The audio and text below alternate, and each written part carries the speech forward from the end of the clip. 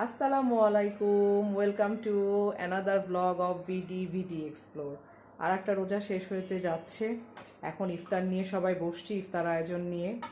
কিছুক্ষণ পরেই আজান।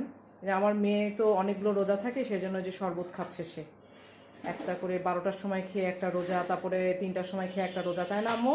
তুমি কিসের জুস খাচ্ছ বলো, কিসের জুস খাচ্ছ তুমি? গ্লাসে তো জানি, গ্লাসে তরমুজের জুস, তাই না মা? আচ্ছা, আজকের ব্লগটা একটু স্পেশাল, কারণ হচ্ছে এখানে আমরা আজকের ইফতারে কিছু ট্র্যাডিশনাল ঐতিহ্যবাহী কিছু খাবার আমরা বাসায় রেডি করেছি, সেগুলো আপনাদের সাথে শেয়ার করব। অবশ্যই সেটা উত্তরবঙ্গের, কারণ আমার শ্বশুরবাড়ি যেহেতু উত্তরবঙ্গে, শাশুড়ি মা আসলে যেটা হয় বাসায় মজার মজার সব খাবার দাবার তৈরি হয়, সেগুলোই আপনাদের সাথে আজকে দেখাবো। তো চলুন আজকে এখান থেকে শুরু করছি ভিডিওটা, কিন্তু যেগুলো কাজ করেছি সেগুলো সবই ব্লগে থাকবে। আজকে ইফতারে হচ্ছে কালাই রুটি। কালাই রুটি কিন্তু অনেকেরই খুব পছন্দের। এটা উত্তরবঙ্গের চাঁপাইনবাবগঞ্জের খুবই প্রসিদ্ধ একটি খাবার। কালাই রুটি বিভিন্ন ভর্তা দিয়ে, হাঁসের মাংস দিয়ে, ঝাল ভর্তা দিয়ে। আগে কিন্তু সবাই ভর্তা টর্তা দিয়ে বেশি খেত। ইদানিং এটা এমন ট্রেডিশন চলে এসেছে যে এটা বিভিন্ন ধরনের ভুনা মাংস ভর্তার সাথে বিভিন্ন ধরনের মাংস দিয়েও কিন্তু খাওয়া হচ্ছে। তো এই যে আমার শাশুড়ি মা এগুলো খুব সুন্দর বানাতে পারে, এগুলোতে সে পারদর্শী, সে আসলে সব কাজেই পারদর্শী। তো আমরা ব্যালন পিঁড়িতেই বানিয়ে ফেলছিলাম। আপনারা হয়তো বা জানেন যে এটার একটা টেকনিক আছে বানানোর, যে হাতে মানে মেলে মেলে বানায়। আমরা এটা ব্যালন পিঁড়িতেই বানাচ্ছি, একদম শহরে যেভাবে বানাতে হয় ঠিক সেইভাবেই বানাবো। তো এই যে মা ওই একটা অলরেডি সেঁকতে দিয়ে দিয়েছে। খুব সুন্দর ফুল ছিল কিন্তু এই রুটিগুলো।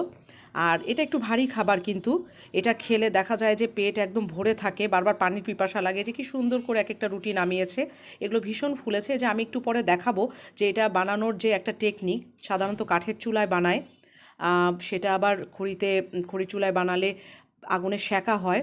তো আমরা এখানে কোথায় খড়ির চুলা পাবো? তো মা মানে এগুলো ভেজে তারপরে আবার গ্যাসের চুলায় সেগুলোকে আবার সেঁকে নিয়েছে। গ্যাসের চুলায় সেঁকে নিলে যেটা হয় যে আরও বেশি ফুলে রুটিটা খেতে মজা লাগে। এই যে চুলার উপরে দিয়ে দিয়েছে। আমি খুব অবাক হয়ে দেখছিলাম যে আসলে না, টেকনিক বের করে ফেললেই কিন্তু হয়ে যায়। আমরা মনে করি না এটা কিভাবে করব, ওটা কিভাবে করব, কিন্তু বুদ্ধি করে যদি আমরা কাজগুলো করি তাহলে সেটা হয়ে যায়। এটা আমি আমার শাশুড়ি মাকে সবসময় দেখি, তার কাছে যে কোনো কাজের সলিউশন আছে। এই যে একদম ফুলে বোম রুটি। আর কালাই রুটির ব্যাপারটা হয় যে একসাথে কিন্তু অনেক বেশি খাওয়া যায় না। আমি পারি না খেতে একটার বেশি, কারণ এগুলো একটু ভারী খাবার। তো এটার সাথে কী দিয়ে খাবো, তখন সাথে সাথে একটা ঝাল ভর্তা করে ফেললাম। রসুন পেঁয়াজ মরিচ দিয়ে একদম ব্লেন্ড করে সরিষার তেল দিয়ে। আমার কাছে মনে হয় মাংসর থেকে এই ঝাল ভর্তা দিয়ে কালাই রুটিটা খেতেই বেশি মজা লাগে। আমরা ইফতারের পরে এই যে খাচ্ছিলাম। এটা ইফতারের অনেক পরেই খেয়েছি, নামাজ কালাম পড়ে ডিনার হিসেবে, কারণ যেহেতু এই যে পায়েল খাচ্ছে।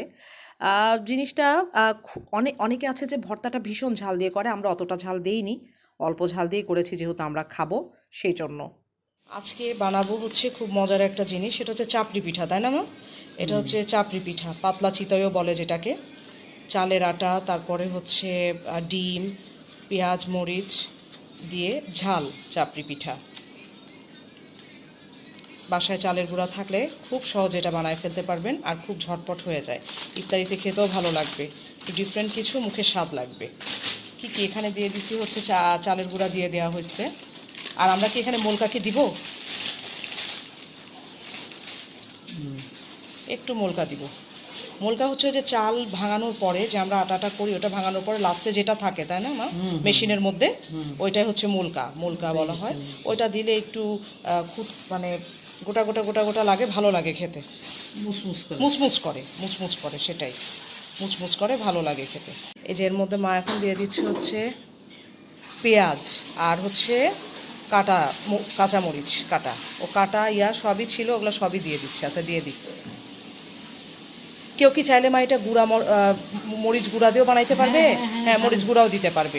আপনারা যদি কাঁচা মরিচ না খেতে চান, যদি মনে করেন না আমরা শুকনা মরিচ দিয়ে খাবো, তাহলে শুকনা মরিচের গুঁড়াটাও ব্যবহার করতে পারবেন, কোনো সমস্যা নাই। হলুদ, হ্যাঁ হলুদও দিতে হবে একটু, তাই না? ঠিক আছে। এরপর এর মধ্যে চলে যাবে হচ্ছে লবণ পরিমাণ মতো।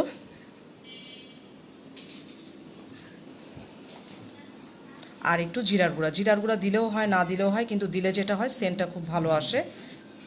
জিরার গুঁড়ার এটাই তো বৈশিষ্ট্য যে যেটাতেই দিবেন এটা গন্ধটা খুব, ঘ্রাণটা ভালো আসে। আর একটা ডিম, ডিম ছাড়াও যদি কেউ চায় পারবেন, খেতে পারবেন, অসুবিধা নাই। ডিম ছাড়াও ভালো লাগে, কিন্তু ডিম দিলে একটু বেশি ভালো লাগে।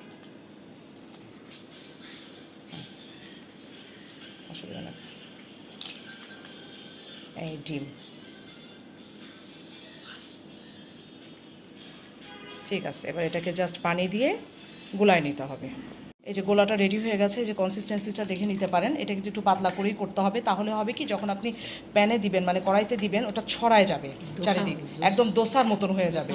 আমরা যে বাইরে দোসাটা খাই না, জাস্ট এটা ওই দোসাটাই, দোসার ওই মানে রুটি যেটা সেটাই একদম পাতলা হয়ে কড়াইতে পুরো মানে ছড়িয়ে যায়। ওইটা খুব মজা লাগে খেতে। পাতলা চিতই বা চাপটি পিঠা যেটাই বলেন না কেন, এক এক জায়গায় এক এক নাম। কমেন্টসে আমাদেরকে জানাতে পারেন যে কোথায় কী নামে আপনারা বলেন, তাহলে আমরাও একটু জানতে পারবো। ঠিক এইভাবে 2 চামচ মতন করে দিয়ে পুরো কড়াই ধরে দোসার মতন যেটা হয় একদম ঘুরিয়ে দিবেন। না মা, খালার এখনো মোছা শেষ হয়নি। এই আচ্ছা, এক্সট্রাটা তুলে নিতে হবে না, জট পাকায় যাবে না হলে। ব্যাস, খুব বেশিক্ষণ সময় নামা, কত 1 মিনিট নামা, জাস্ট 1 মিনিট একটু হতে দিবেন, শেষ। এই যে এখানে মা কিছু বানায় ফেলছে, এই যে দেখায় আপনাদেরকে একটু, জাস্ট হওয়ার পরে যেরকম ফুলে ফুলে উঠবে, ভীষণ মজার খেতে এগুলো। এই এখানে পেঁয়াজগুলো দিয়ে দিচ্ছি ভাজার জন্য। অলমোস্ট ইফতারির টাইম হয়ে যাচ্ছে।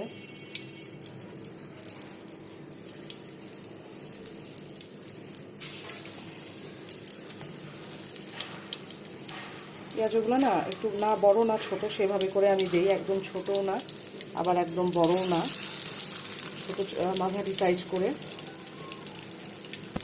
ভালো মতন ভাজা হয়, ভেতরটা সিদ্ধও হয়।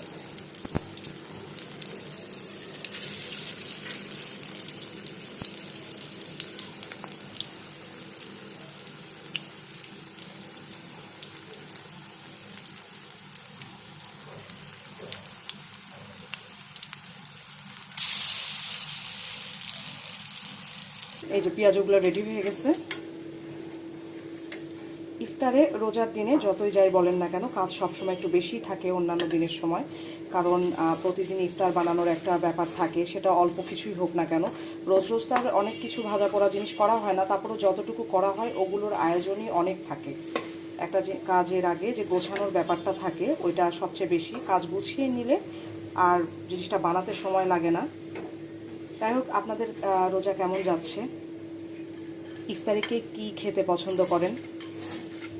আমার তো সত্যি কথা বলতে ভাজা আইটেমটার মধ্যে যেটা ভালো লাগে সেটা হচ্ছে বেগুনি আর আলুর চপ। আমি এই দুইটা জিনিস খুবই পছন্দ করি। পেঁয়াজুটা খুব হালকা পাতলা, খুব বেশি না।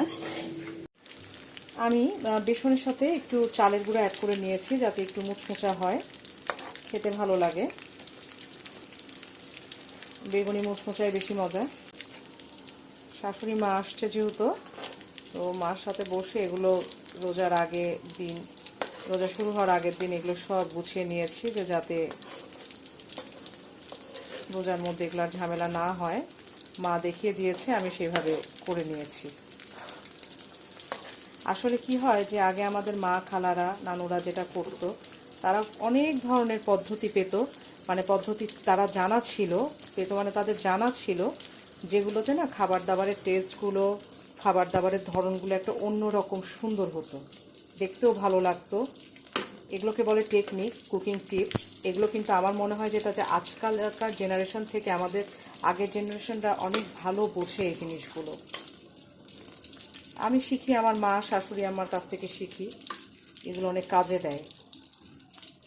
রেডি আমার বেগুনি, গরম গরম মুচমুচা বেগুনি।